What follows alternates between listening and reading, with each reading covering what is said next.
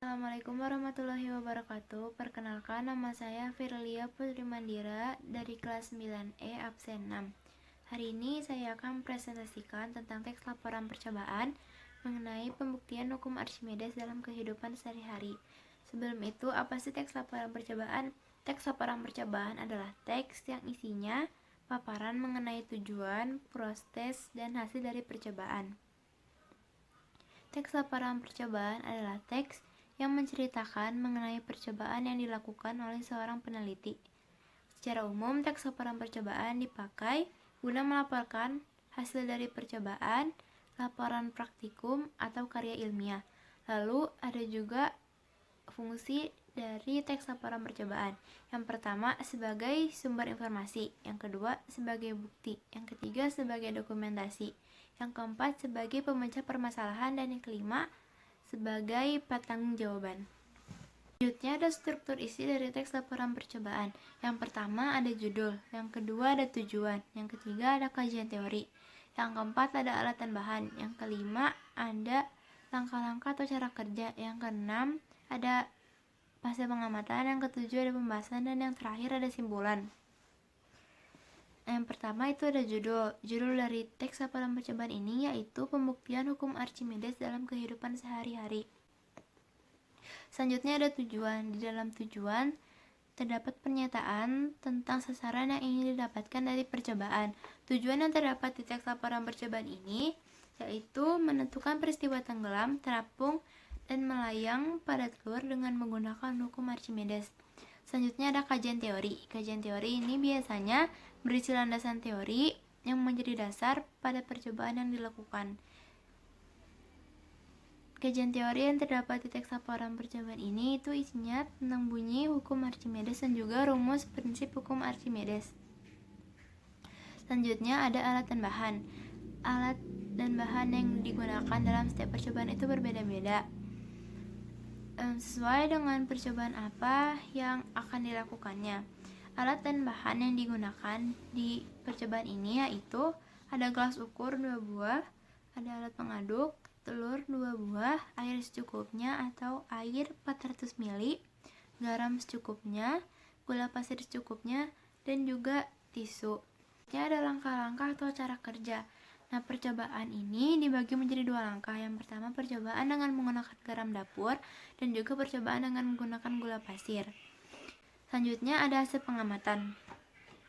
Ini adalah tabel hasil pengamatan yang telah dilakukan. Selanjutnya, ini ada pembahasan. Dari tabel hasil pengamatan atau dari percobaan yang telah dilakukan dapat diperoleh beberapa penjelasan. Antara lain yang pertama itu ada benda tenggelam karena massa jenis telur lebih besar dari massa jenis air. Selanjutnya benda melayang karena massa jenis telur sama dengan massa jenis air. Selanjutnya ada benang terapung karena massa jenis telur lebih kecil dari massa jenis air. Nah, jadi garam dan gula pasir ini berfungsi untuk memperbesar massa jenis air. Dengan begitu, semakin banyak garam atau gula pasir yang dimasukkan, maka semakin besar pula massa jenis airnya. Dan yang terakhir itu ada simpulan. Ini adalah simpulan dari percobaan serta hasil pengamatan yang telah dilakukan. Struktur isi selanjutnya itu ada kaidah kebahasaan. Ada 4 kaidah kebahasaan ini, yaitu yang pertama istilah ilmiah, selanjutnya ada kata kerja tindakan, yang ketiga ada kata yang menyatakan pendefinisian, dan yang terakhir itu ada konjungsi kausalitas atau konjungsi penyebaban. Yang pertama itu adalah istilah ilmiah. Istilah ilmiah adalah segala sesuatu yang bersifat keilmuan, didasarkan pada ilmu pengetahuan. Contoh istilah ilmiah terdapat di teks laporan percobaan ini yaitu ada hukum Archimedes, massa jenis, gravitasi, volume, dan tekanan Archimedes.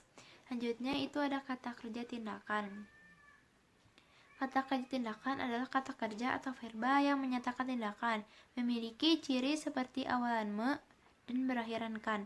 Contoh yang terdapat di teks laporan percobaan ini yaitu ada menyiapkan, mengamati, menggunakan, menentukan, mengatakan, mendapat, membuat, dan mengalami. Selanjutnya ada kata yang menyatakan pendefinisian. Kata yang menyatakan pendefinisian adalah kata yang lebih memperinci suatu objek yang akan dibahas. Contohnya adalah, ialah, yakini, yaitu, dan bahwa. Contoh kata yang menyatakan pendefinisian di dalam teks laporan percobaan ini adalah kata bahwa. Selanjutnya ada konjungsi kausalitas. Konjungsi kausalitas adalah kata hubung yang menyatakan sebab akibat. Contohnya karena, sebab, oleh karena itu, oleh sebab itu.